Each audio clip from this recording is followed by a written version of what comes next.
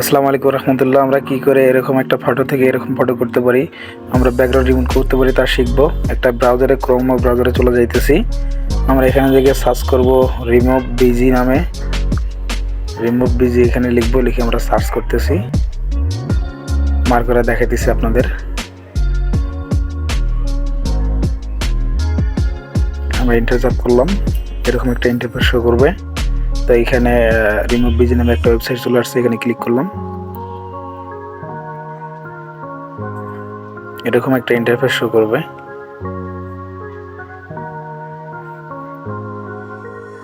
যে আমাদের সামনে এরকম একটা পেজ শো করবে। এখন আমরা আপলোড ইমেজে ক্লিক করব। তো যে ফটোটা আমরা ব্যাকগ্রাউন্ড রিমুভ করব সেটা ক্লিক করতেছি। এখন আমরা এটা এখানে লোড নিতেছে।